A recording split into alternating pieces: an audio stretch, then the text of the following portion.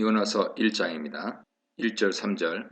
요나서는 아미떼 아들 요나에게 임한 여호와 말씀으로 시작합니다.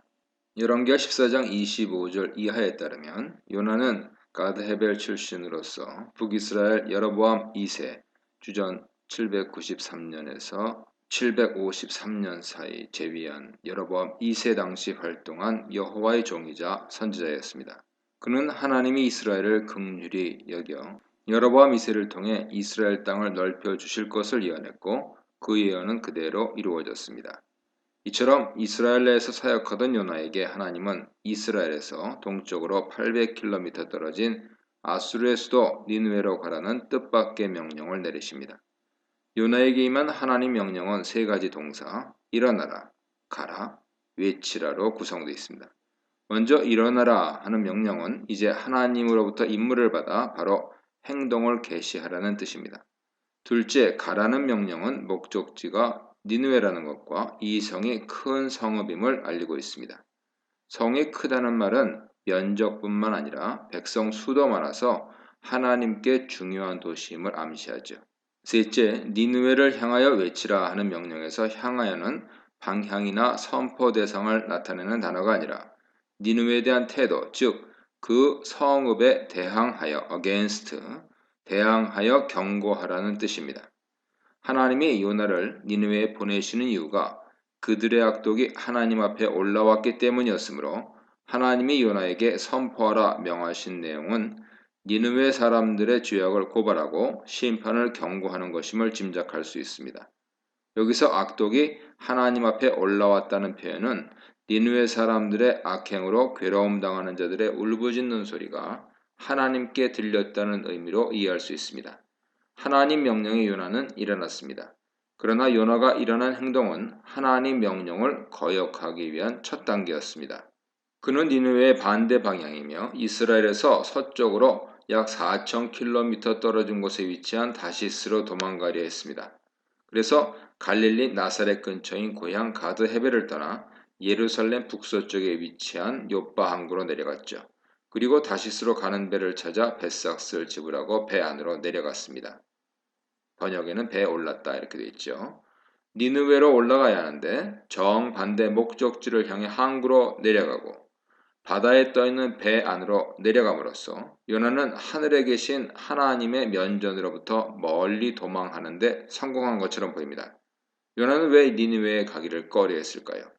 여로보암 2세 당시 이스라엘은 번영을 누렸지만 아합 때 아수르 살마네셀 3세와의 전투를 시작으로 예후와 요아스 때에는 아수르에게 조공을 바치게 되는 등 이스라엘에게 있어서 아수르는 위협 세력이었습니다.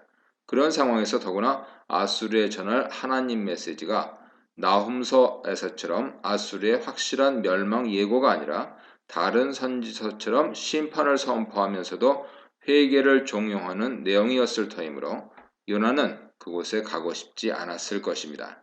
4절로 5절 중반절입니다. 요나가 하나님 명령에 순종하지 않고 도망하자 하나님은 바다에 큰 바람을 던지셨습니다. 내리시메로 번역됐죠. 폭풍을 일으키심으로써 요나를 뒤쫓으십니다. 대풍으로 인해 배가 부서지려 하자 사공들은 두려움에 떨며 각자 자기의 신에게 소리쳐 울부짖었습니다. 이런 행동은 그들이 다양한 신을 섬기는 이방인이며 그 신이 바다와 폭풍을 다스리고 사람의 생사를 주관한다고 믿었음을 보여줍니다. 신에게 절규하지만 그 외에 신의 노여움을 달랠 다른 행동을 하지는 않은 것으로 보아 상황이 그만큼 위급하고 다급했음을 짐작할 수 있습니다. 그 대신 그들은 배가 가라앉지 않도록 짐들을 바다에 버렸습니다. 이처럼 목숨을 부지하기 위해 사람으로서 할 수 있는 모든 방법을 다 동원했습니다.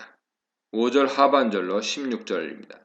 대풍 속에서 아등바등하는 가판의 무리의 모습을 뒤로하고 5절 하반절에서는 초점이 요나에게로 향해 있습니다. 요나는 하나님으로부터 도망하려고 요바로 내려갔고 배에 내려갔으며 배 안에서도 밑층으로 내려가서 영적으로 육적으로 하나님으로부터 최대한 멀리 떨어져 있었습니다. 그리고 거기서 코를 골고 잘 정도로 깊은 잠에 빠졌습니다. 선장은 세상 모르고 자고 있는 요나를 발견하고 어찌 자고 있느냐 일어나 네 신에게 외치라 하며 혹 요나의 신이 그들을 멸망치 않게 할 수도 있다고 채근합니다. 선장에 일어나라 외치라 하는 명령은 놀랍게도 앞서 하나님 명령에 쓰인 세 단어 중 두 단어죠. 요나는 선장의 말을 들으며 하나님 명령을 떠올렸을 수 있습니다. 한편 사공들은 재앙의 원인이 그들 중 누군가에게 있다고 생각하여 제비를 뽑아 판별하려 합니다. 제비는 요나에게 뽑혔고 그들은 요나에게 이 재앙의 원인이 무엇인지, 그의 직업, 고향, 국적, 민족이 어떻게 되는지 캐묻습니다. 이런 질문은 사공들이 요나의 외적인 모습에서 국적이나 민족을 짐작하기 어려웠음을 보여줍니다. 가나안 땅에 이미 여러 민족들이 섞여 살았고 사공들은 다시스 쪽으로 왕래하는 무리였으므로 가나안 민족만이 아니라 다른 지역 백성들도 그 중에 있었을 것입니다. 요나는 자신이 히브리 사람이며 바다와 육지를 창조하신 여호와라는 하늘의 신을 경외하는 자라고 설명했습니다. 또한 그 신으로부터 도망 중이라고 실토했습니다. 배에 탄 무리는 폭풍이 일어났을 때 두려워했으나 이제 요나의 신이 불순종한 자를 어떻게 다루는지 듣고 큰 두려움을 느꼈습니다. 요나는 폭풍의 원인이 자신이므로 자기를 들어 바다에 던지면 폭풍이 멎을 것이라고 설명합니다. 그는 니느웨 백성에게 심판을 선포하여 구원의 기회를 열어주어야 했지만 오히려 다른 이방인들의 목숨까지 위태롭게 하고 이제는 그들에게 자신의 목숨을 거두라고 말합니다.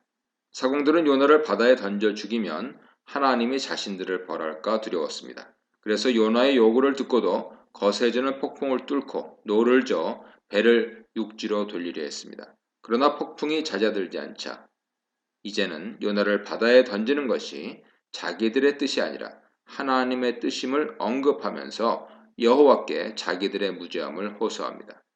큰 바람이 불기 시작했을 때 사공들은 두려워 각각 자기 신에게 부르짖었지만 이제 그들은 여호와께 부르짖습니다. 이전에는 선장이 요나에게 그의 신이 자기들을 멸하지 않게 기도하라 했으나 이제 사공들은 직접 요나의 신인 여호와께 자기들을 멸하지 말라고 부르짖습니다. 사공들의 이러한 변화는 요나의 말을 듣고 여호와께서 작정하신 대로 행하는 전능한 신임을 알게 되었기 때문이라고 이해할 수 있습니다. 하나님은 심판의 하나님이심과 동시에 긍휼의 하나님이시죠. 그의 말씀을 거역한 요나는 결국 바다에 던져졌습니다. 하나님이 대풍을 바다에 던지신 궁극적인 이유는 배의 무리로 하여금 짐을 바다에 던지게 하려 하신 것이 아니라 불순종한 요나를 바다에 던지게 하여 심판하시려 함이었습니다. 요나를 던진 후 바다가 잔잔해지자 무리는 여호와의 이런 능력을 눈으로 경험하고 큰 두려움을 느꼈습니다. 여호와를 향한 경외함으로 그들은 이스라엘인처럼 여호와께 제사를 드리고 서원을 드렸습니다. 각자 자기의 신을 향해 부르짖던 무리는 하늘의 신 여호와가 누구신지 제대로 체험하게 되었죠.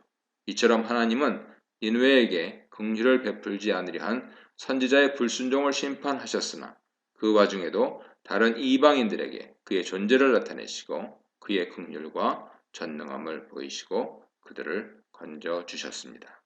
이 문단에서는 여호와의 낯을 피하는 요나, 추격하시는 하나님, 거절하는 요나에 대해 묵상해 보시기 바랍니다.